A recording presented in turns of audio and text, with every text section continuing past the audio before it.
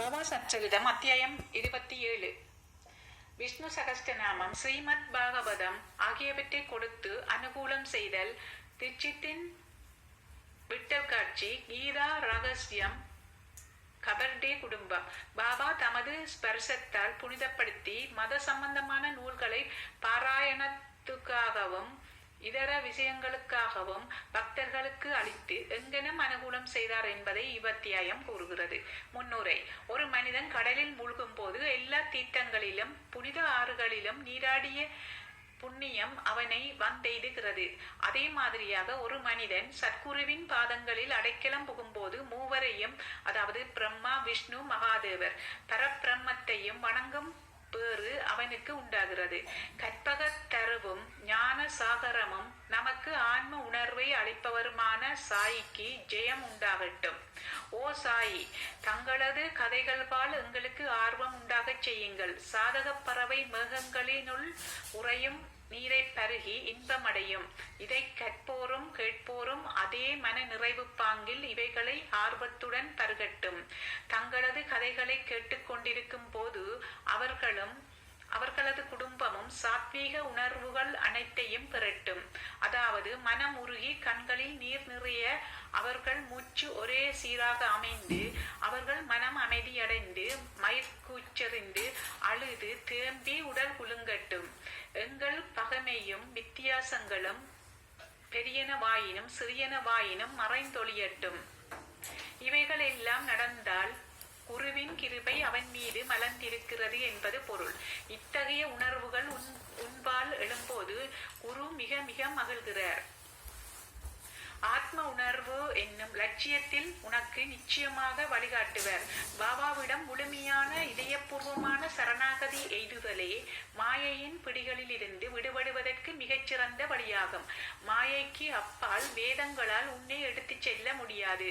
சத்குரு ஒருவரே அங்கனம் செய்ய முடியும். பரம்பொருளை எல்லா ஜீவராசிகளிடமும் காண முடியும். புனிதமாக்கப்பட்ட நூலை அளித்தல்.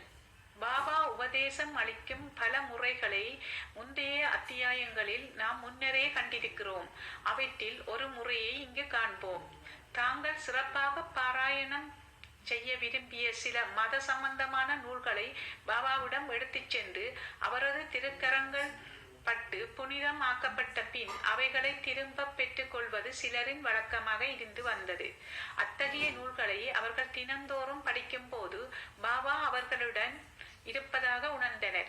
ஒரு முறை காகா மகாஜனி ஏக்நாத் பாகவதம் புத்தகம் ஒன்றுடன் சீரடிக்கு வந்தார். ஷாமா இந்நூலை படிப்பதற்காக மசூதிக்கு எடுத்து சென்றார். பாபா அதை அவரிடமிருந்து வாங்கி இங்கும் அங்குமாக சில பக்கங்களை புரட்டிவிட்டு ஷாமாவுடன் திரும்ப அளித்து, இதை நீ வைத்துக்கொள் என்றார். ஷாமா, அது காகாவுடையது, அவருக்கு அதை திரும்ப கொடுத்து விட வேண்டும். பாபா, இல்லை, நான் அதை உனக்கு அளித்ததால் நன்மைக்காக உன்னிடமே வைத்துக்கொள், உனக்கு அது பயன்படும். இவ்விதமாக பல நூல்கள் ஷாமாவிடம் ஒப்படைக்கப்பட்டன. காகா இன்னும் சில நாட்களில் மற்றொரு பாகவதத்துடன் வந்து அதை பாபாவின் கரங்களில் அளித்தார். பாபா அவருக்கு அதை பிரசாதமாக திரும்ப அளித்து அதை நன்றாக பாதுகாக்கும்படியும் அது அவரை நல்ல நிலையில் வைத்திருக்கும் என்றும் கூறினார். காகாவும் அதை வணக்கத்துடன் பெற்றுக்கொண்டார். ஷாமாவும் விஷ்ணு சகஸ்டநாமமும். ஷாமா பாபாவின் மிக நெருங்கிய பக்தர். விஷ்ணு சகஸ்டநாமத்தின் ஒரு பிரதியை பிரசாதமாக அவருக்கு அளிப்பதன் மூலம் பாபா அவருக்கு அருள் செய்ய விரும்பினார். ஒருமுறை ஒரு ராம்தாசி பக்தர் சீரடிக்கு வந்து அங்கு சில காலம் இருந்தார். அவர் தினந்தோறும் பின்பற்றிய ஒழுங்குமுறை கீழ்வருமாறு. அதிகாலையில் அவர் எழுந்திருந்து முகங்கழுவி குளித்துவிட்டு காவி ஆடை உடுத்தி கொண்டு திருநீற்றை உடலில் தரித்து கொண்டு விஷ்ணு சகஸ்டநாமம், அத்தியாத்ம ராமாயணம் ஆகிய புனித நூல்களை நம்பிக்கையுடன் படிப்பார். அவர் இவற்றை அடிக்கடி பலமுறை படித்தார். சில நாட்களுக்கு பின்னர் பாபா விஷ்ணு சகஸ்டநாமத்தை ஷாமாவுக்கும் ஆரம்பித்து வைத்து அவருக்கு அருள் செய்ய நினைத்தார். எனவே ராம்தாசியை தன்னருகில் அழைத்து, நான் தாங்க முடியாத வயிற்று வலியால் அல்லலுறுகிறேன், மிதமான பேரிமருந்து உட்கொண்டாலன்றி வலி நிற்காது. எனவே கடை வீதிக்கு போய் இம்மருந்தை வாங்கி வா என்றார். பின்னர் தமது யதாஸ்தானத்திலிருந்து இறங்கி ராம்தாசி படுத்து கொண்டிருந்த இடத்துக்கு வந்து விஷ்ணு சகஸ்ரநாமத்தை எடுத்து தமது இடத்துக்கு வந்து ஷாமாவிடம், ஓ ஷாமா, இப்புத்தகம் மிகவும் பயனுள்ளது, பலனுள்ளது. எனவே இதை உனக்கு பரிசளிக்கிறேன். ஒரு முறை நான் தீவிரமாக கஷ்டப்பட்டேன். எனது இதயம் துடிக்கத் தொடங்கி என் உயிர் மிகவும் ஆபத்தான நிலையில் இருந்தது. அத்தகைய தருணத்தில் நான் இந்நூலை எனது மார்போடு வைத்து அணைத்துக் கொண்டேன். அப்போது அது எத்தகைய ஆறுதலை அளித்தது. அல்லாவே என்னை காப்பாற்ற கீழிறங்கி வந்தார் என்று நினைத்தேன். எனவே இதை உனக்கு கொடுக்கிறேன். மெதுவாக படி. தினந்தோறும் குறைந்தபட்சம் ஒரு நாமத்தையாவது படி. அது உனக்கு நன்மை செய்யும். ஷாமா, அது எனக்கு வேண்டாம். அதன் சொந்தக்காரனான ராம்தாசி ஒரு பைத்தியம், பிடிவாதக்காரன், கோபக்காரன். நிச்சயம் என்னுடன் சண்டைக்கு வருவான். மேலும் நான் ஒரு பட்டிக்காட்டான். ஆதலால் எனக்கு இந்நூலில் உள்ள சமஸ்கிருத எழுத்துக்கள் படிக்க தெரியாது. ஷாமா, பாபா தமது இச்செய்கையின் மூலம் தன்னை ராம்தாசிக்கு எதிராக கிளப்பி விடுவதாக நினைத்தார். பாபா அவருக்காக என்ன நினைத்தார் என்பதை பற்றிய எண்ணமே அவருக்கு இல்லை. ஷாமா ஒரு பட்டிக்காடாக இருந்த போதும் அவருடைய நெருங்கிய பக்தராகையால் இந்த விஷ்ணு சகஸ்ரநாமத்தை அவர் கழுத்தில் சூட்டி உலக துன்பங்களினின்று அவரை காக்க பாபா எண்ணியிருக்க வேண்டும். கடவுள் நாமத்தின் சக்தி யாவரும் அறிந்ததே. அது நம்மை எல்லா பாவங்களினின்றும் காப்பாற்றி பிறப்பு இறப்பு சுழலினின்றும் நம்மை விடுதலை ஆக்குகிறது. இதை விட சுலபமான சாதனம் வேறு எதுவும் இல்லை. நம் மனதை மிகச்சிறந்த முறையில் அது தூய்மைப்படுத்துகிறது. அதற்கு எவ்வித சடங்கு முறைகளோ தடையோ கிடையாது. அது அவ்வளவு சுலபம், அவ்வளவு பயனுள்ளது. ஷாமா இந்த சாதனையில் ஆர்வம் கொள்ளாதவராய் இருப்பினும் பாபா இதைத்தான் ஷாமாவை செய்யும்படி விரும்பினார். எனவே பாபா அதை அவர் மேல் திணித்தார். ஏக்நாத் மகராஜ் இம்மாதிரியாகவே ஒரு ஏழை பிராமணனிடம் விஷ்ணு சகஸ்ரநாமத்தை திணித்து அவனை காப்பாற்றினார் என்று வெகு நாட்களுக்கு முன்பே கூறப்பட்டிருக்கிறது. விஷ்ணு சகஸ்ரநாமத்தை பாராயணம் செய்வதும் மனதை தூய்மைப்படுத்துகின்ற திறந்த அகலமான வழியாகும். எனவேதான் பாபா இதை ஷாமாவிடம் திணித்தார். ராம்தாசி சூரத்தாவாரை விதைகளுடன் உடனே திரும்பினர். அங்கிருந்த அண்ணா சிஞ்சனீகர் நாரதர் வேலை செய்ய விரும்பி நடந்ததையெல்லாம் அவரிடம் உரைத்தார். ராம்தாசி உடனே கோபத்தால் குதித்தார். தனது முழு வெறியுடன் ஷாமாவிடம் இறங்கி வந்தார். தனக்கு வயிற்று வலி என்ற பெயரில் மருந்து வாங்கி வர அவரை அனுப்பும்படி பாபாவை தூண்டிவிட்டது ஷாமாதான் என்றும் இவ்வாறாக அவரது புத்தகத்தை எடுத்துக்கொண்டார் என்றும் கூறினார். ஷாமாவை அவர் திட்டவும் செய்து அவர் புத்தகத்தை திருப்பி தரவில்லை. ஆனால் அவர் முன் தன் மண்டையை உடைத்துக் கொள்ள போவதாக கூறினார். ஷாமா அமைதியாக அவருடன் எதிர்த்து பார்த்தார். அது பயனளிக்கவில்லை. பின் பாபா அன்புடன் அவரை நோக்கி, ஓ ராம்தாசி, என்ன விஷயம்? ஏன் இவ்வளவு கலங்கி போயிருக்கிறாய்? ஷாமா நம் பையன் இல்லையா? வீணாக அவனை ஏன் திட்டுகிறாய்? இவ்வளவு சண்டை போடும் ஆளாக நீ எப்படி இருக்கிறாய்? மிருதுவான இனிமையான மொழிகளை பேச உன்னால் முடியாதா? நீ தினந்தோறும் இந்த புனித நூல்களை படிக்கிறாய். எனினும் உன் மனது தூய்மையற்றதாயும் உனது உணர்வுகள் கட்டுப்பாடு இல்லாமலும் இருக்கின்றன. நீ என்ன ராம்தாசி, போ.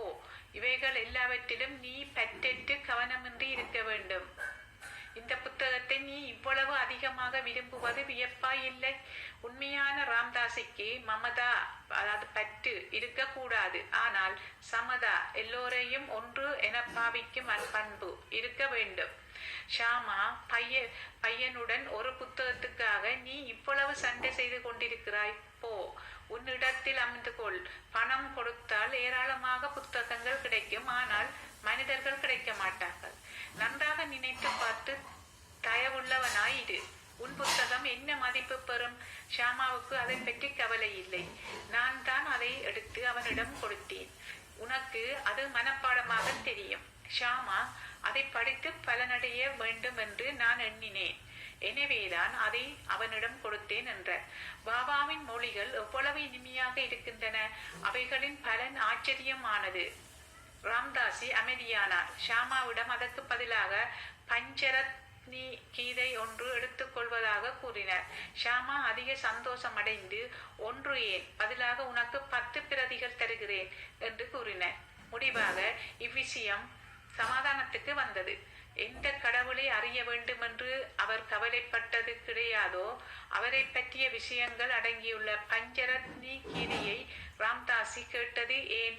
தினந்தோறும் மசூதியில் பாபாவின் முன் மத புத்தகங்களை படித்த ராம்தாசி ஷாமாவிடம் அவர் முன்னிலையிலேயே சண்டை செய்வானேன் என்ற கேள்விகளை எல்லாம் கருதுங்கால் பழியை யாரிடம் ஒதுக்குவது என்பதையும் யாரை திட்டுவது என்பதையும் நாம் அறியோம். இந்நிகழ்ச்சி நடந்திராவிட்டால் ஈஸ்வர நாமத்தின் மகிமை, விஷ்ணு சகஸ்ர நாம பாராயணம் ஆகிய விஷயங்கள் எல்லாம் ஷாமாவின் அறிவிற்கு எட்டியிருக்காது என்பதை மட்டும் நாம் அறிவோம்.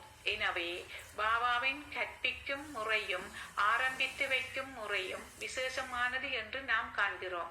இவ்விஷயத்தில் ஷாமா அந்நூலை படிப்படியாக கற்கவே செய்தார்.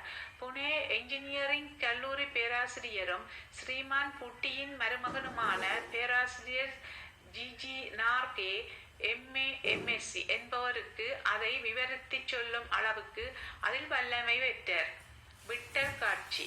ஒரு நாள் காகா சாஹேப் தீட்சித் ஷிரடியில் உள்ள தனது பாதாவில் காலை குளியலுக்கு பின் தியானம் செய்து கொண்டிருக்கும் போது விட்டலின் தெய்வீக காட்சி ஒன்று கிடைத்தது. அதன் பின்பு பாபாவை அவர் காண சென்ற போது, விட்டல் பாடில் வந்தாரா, நீர் அவரை காணவில்லையா? அவர் மிகவும் நழுவல் பேர்வழி இருக்க அவரை பிடித்து கொள்ளும், இல்லாவிடில் உமக்கு டேக்கா கொடுத்துவிட்டு ஓடிப்போய் விடுவார் என்று கூறினார் பாபா. பின்னர் மத்தியான வேளையில் பண்டரிபுரத்து விட்டலின் 20-25 படங்களுடன் ஒரு வியாபாரி வந்தார். தான் தியானத்தில் கண்ட விட்டலின் உருவத்துடன் இது அப்படியே அச்சாக பொருந்தி இருப்பது கண்டு தீட்சித் அதிசயமடைந்தார். பாபாவின் மொழிகளை நினைவு கூர்ந்து மிகுந்த விருப்பத்துடன் ஒரு படத்தை வாங்கி தனது பூஜை அறையில் வழிபாட்டுக்காக வைத்தார். கீதா ரகசியம். பிரம்ம வித்தியை கற்பவர்களை பாபா எப்போதும் நேசித்தார், அவர்களை ஊக்குவித்தார். உதாரணத்துக்கு ஒரு முறை பாபு சாஹேப் ஜோக் ஒரு பாசலை பெற்றார். லோகமான்ய திலகர் எழுதிய கீதா ரகசியத்தின் ஒரு பிரதி அதனுள் இருந்தது. தனது அக்குளில் அதை வைத்தவாறு மசூதிக்கு வந்து அவர் பாபாவின் முன் வீழ்ந்து பணிந்த போது பாசல் பாபாவின் பாதத்தில் சென்று விழுந்தது. பாபா அது என்ன என்று விசாரித்தார். அவ்விடத்திலேயே பாசல் உடைக்கப்பட்டு அப்புத்தகம் பாபாவின் கரத்தில் வைக்கப்பட்டது. இங்குமங்குமாக அதன் சில பக்கங்களை அவர் புரட்டிவிட்டு தமது பையில் இருந்து ₹1 எடுத்து அதன் மீது வைத்து அதை யோகிடம் அளித்து, இதை முழுமையும் படி, உனக்கு நன்மை விளையும் என்றார். கவர்டே குடும்பம். கவர்டேயை பற்றிய விளக்கங்களுடன் இவ்வத்தியாயத்தை நாம் முடிப்போம். ஒரு முறை தாதா சாஹேப் கவர்டே தன் குடும்பத்துடன் ஷிரடிக்கு வந்து சில மாதங்கள் தங்கியிருந்தார். அவர் தங்கியிருந்ததன் நாட்குறிப்பு சாயிலீலா சஞ்சிகையில் தொகுப்பு 7 ஆங்கிலத்தில் பதிப்பிக்கப்பட்டு தற்போது தமிழில் கபர்டே டைரியாக மொழிபெயர்க்கப்பட்டு சமஸ்தானத்தில் வெளியிடப்பட்டுள்ளது. தாதா சாஹேப் சாதாரண மனிதர் அல்ல. அவர் அமராவதியின் மிகப்பெரிய பணக்காரர், மிகவும் புகழ்பெற்ற அட்வொகேட்டும் டெல்லி கவுன்சிலின் அங்கத்தினர்களுள் ஒருவரும் ஆவார். மிகுந்த புத்திசாதுரியமுடையவரும் மிகச் சிறப்பான பேச்சாளரும் ஆவார். ஆயினும் பாபாவின் முன் வாய் திறக்க அவருக்கு தைரியம் இல்லை. பெரும்பாலான பக்தர்கள் பாபாவுடன் அடிக்கடி பேசி விவாதித்தனர். ஆனால் கவர்டே, நூல்கர், பூட்டி ஆகிய 3 மட்டும் எப்போதும் மௌனமாக இருந்தனர்.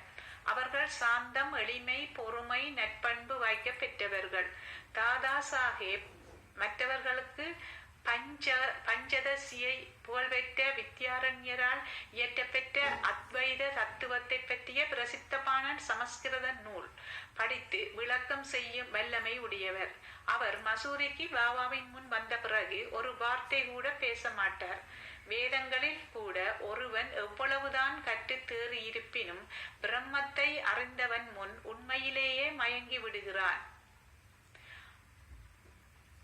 ஆன்ம அறிவின் முன் கல்வி பிரகாசிக்க முடியாது. தாதா சாஹேப் 4 மாதங்கள் தங்கியிருந்தார்.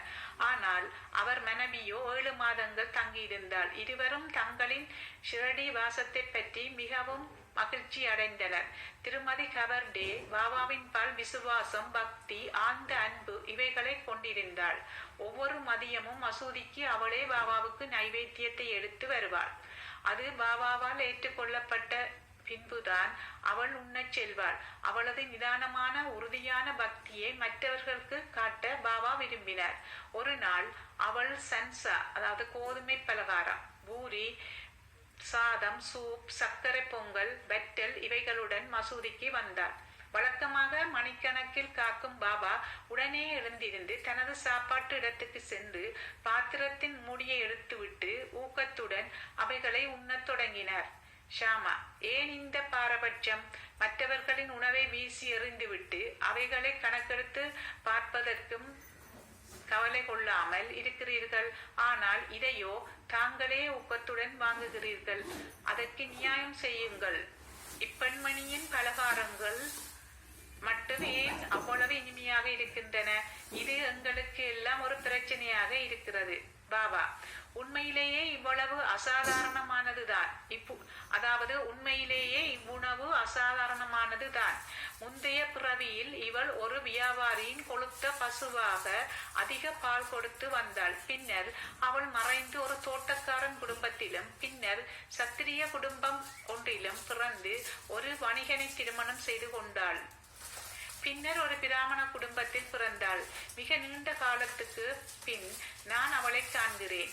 அவளது பாத்திரத்தில் இருந்து சில அன்பு கவளங்களை நான் உண்டேன். இவ்வாறு கூறிக்கொண்டே அவளது பலகாரத்துக்குரிய முழு தீர்ப்பையும் வழங்கி தமது வாய், கை முதலியவற்றை கழுவிக்கொண்டு மன நிறைவின் அறிகுறியாக ஏப்பம் விட்டு தமது இருக்கையில் அமர்ந்தார். பின்னர் அவள் வணங்கி அவர் கால்களை பிடித்து விடத் தொடங்கினாள். பாபா அவளுடன் பேசத் தொடங்கி தம் கால்களை பிடித்து விட்டு கொண்டிருந்த அவளது கையை ஆதரவாக பிடித்து விடத் தொடங்கினார். இந்த பரஸ்பர சேவையை கண்டு விட்டு ஷாமா வேடிக்கை செய்ய ஆரம்பித்தார்.